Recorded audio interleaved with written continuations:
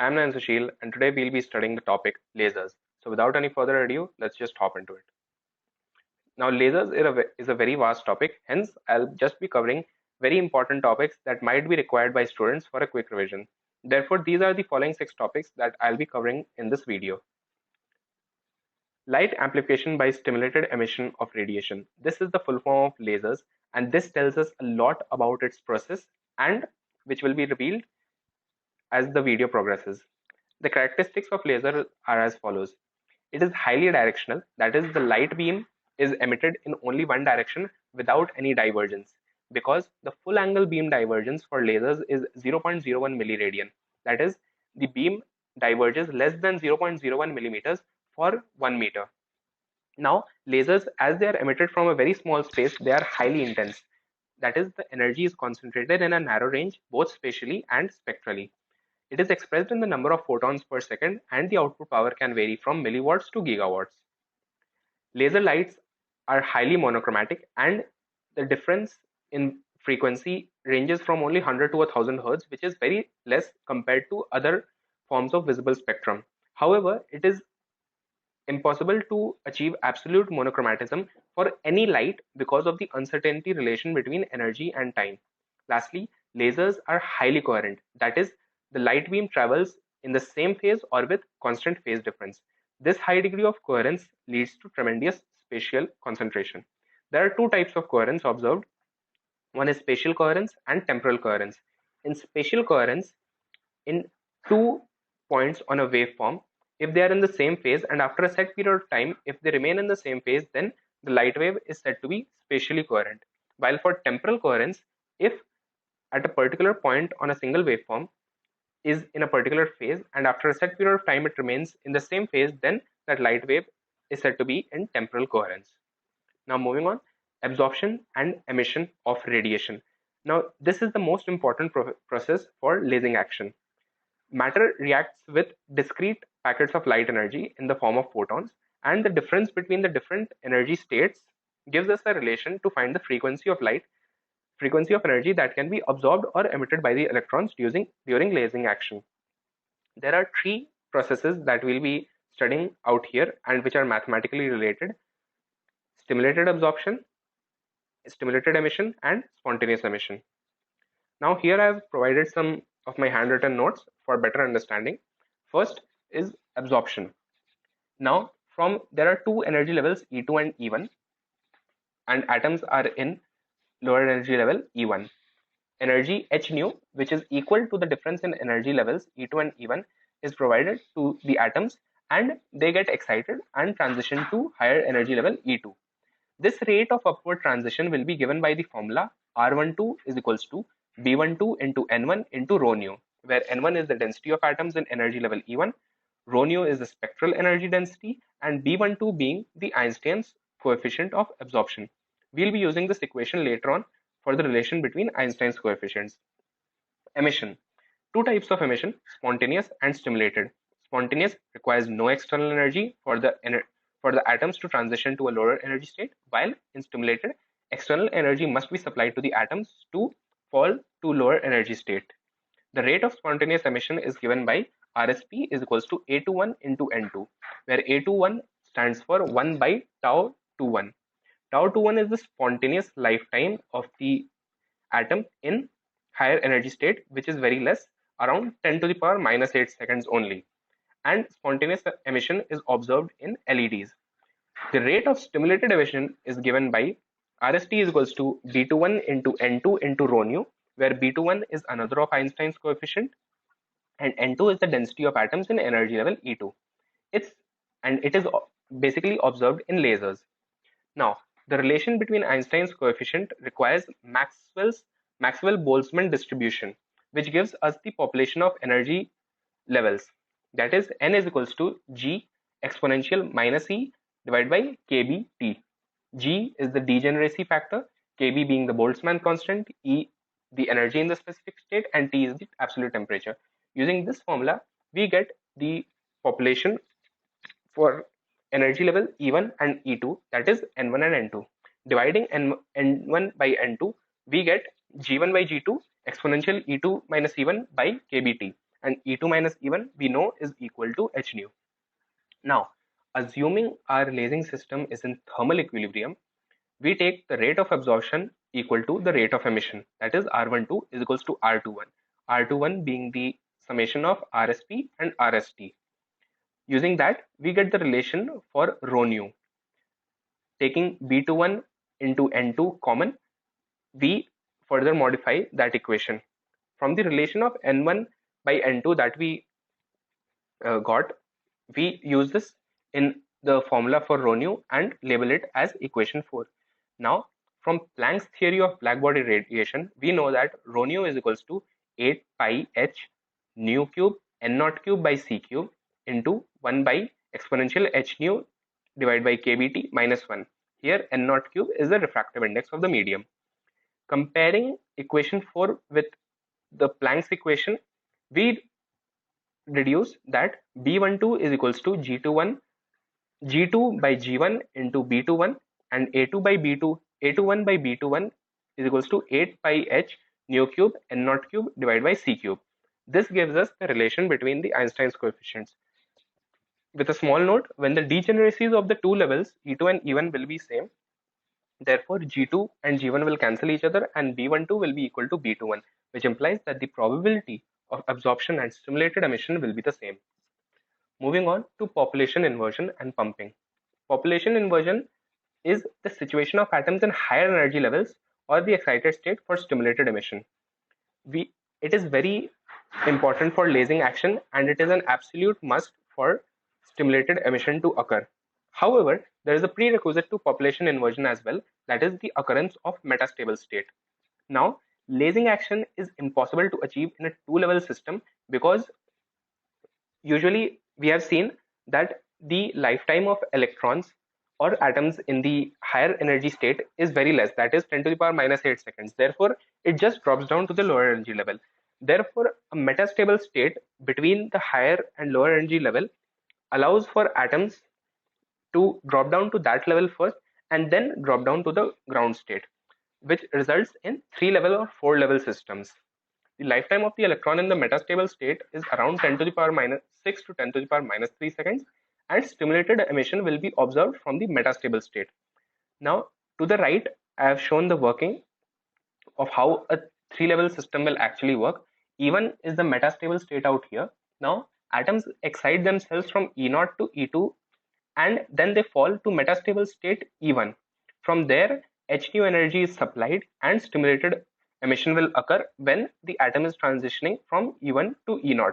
That amplified light from stimulated emission interferes constructively to give a lasing action. An example of 3-level laser is a ruby laser and 4-level laser is the helium neon laser. Moving on, we have pumping.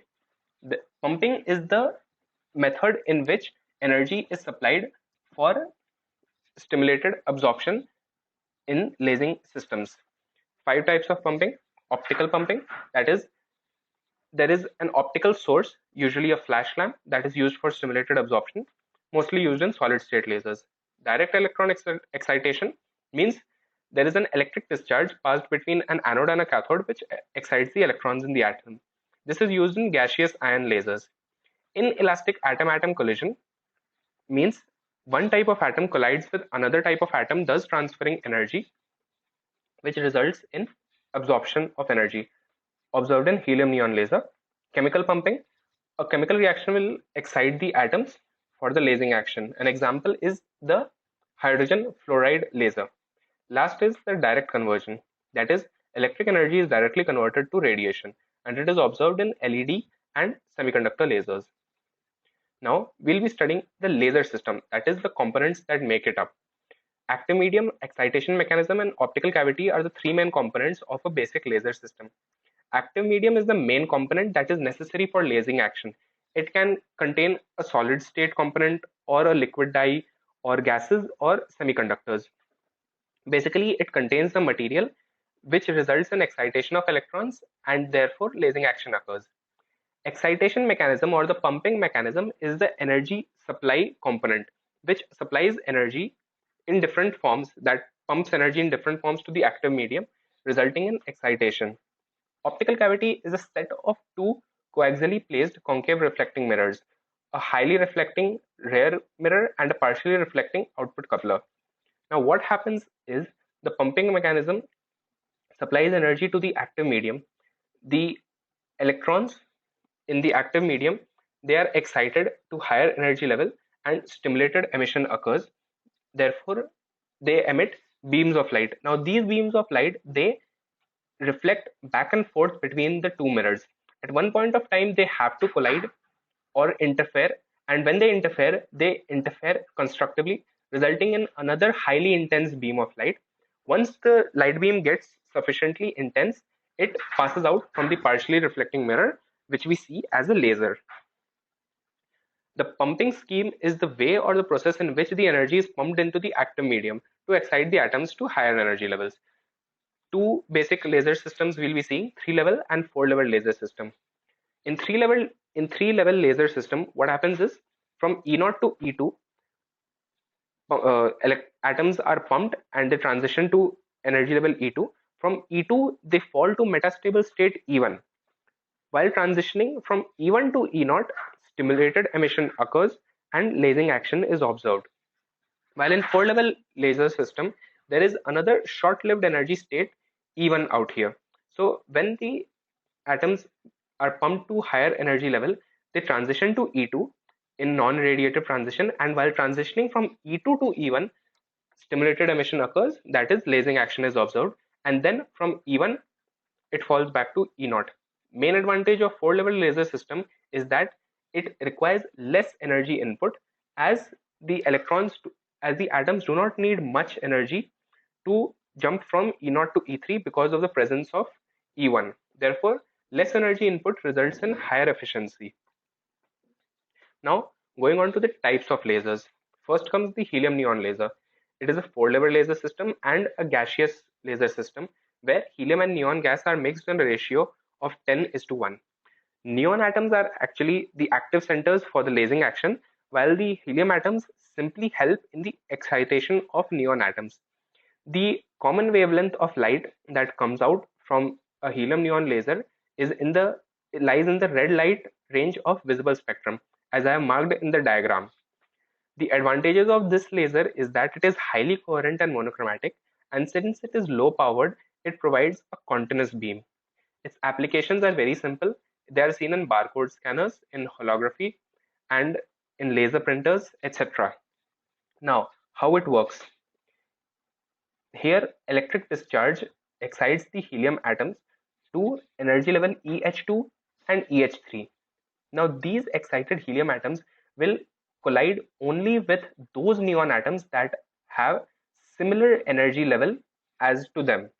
Now, similar level neon atoms suffer collision from these excited helium atoms, and they go to levels En4 and En6. Now, from these excited levels En6 and En4, they can drop down to two levels, that is En5 or En3.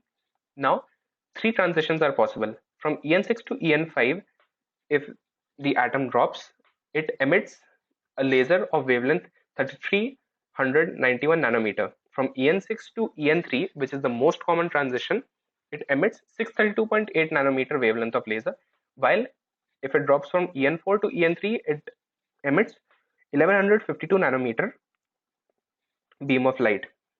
Out here, En2 is the short-lived energy state. The atoms come from En3 to En2, and finally they drop down to En1, and this process continues. Next is the ND-YAG laser, that is neodymium doped yttrium aluminium garnet. Again, a 4-level laser system. However, this is a solid state laser.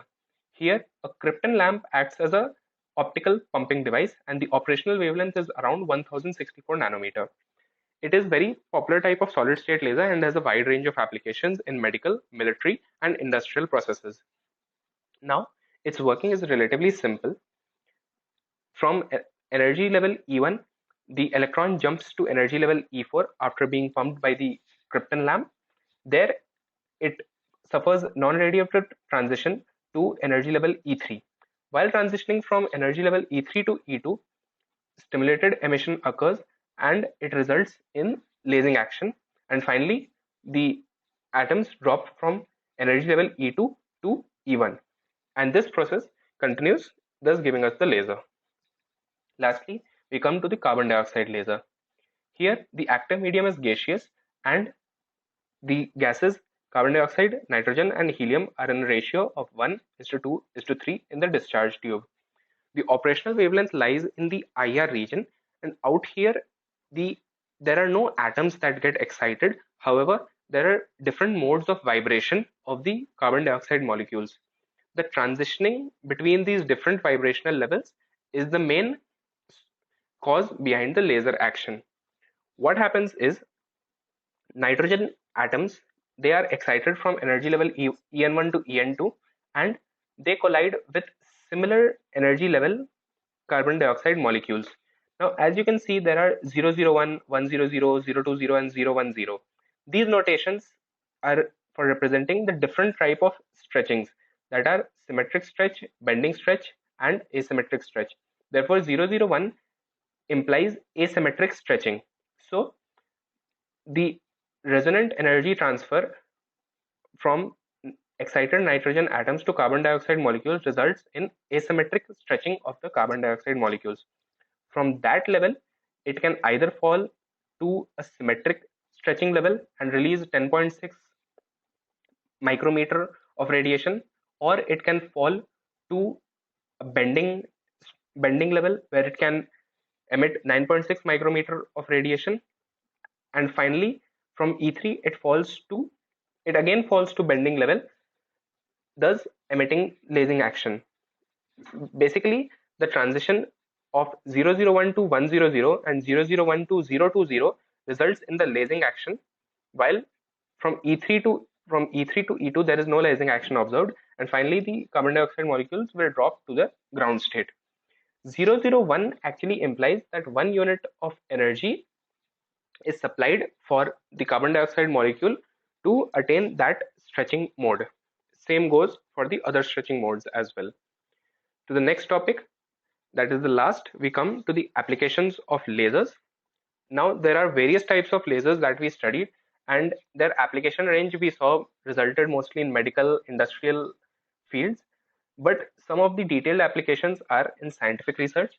That is, it is used in photochemistry, spectroscopy, and nonlinear optics. In medical field, lasers are used for surgeries, medical research, and analysis. And in the field of communications, there is optical communication, high-speed photography, and holography. Holography is a much more detailed topic, but due to constraint of time, I won't be covering it out here in this video.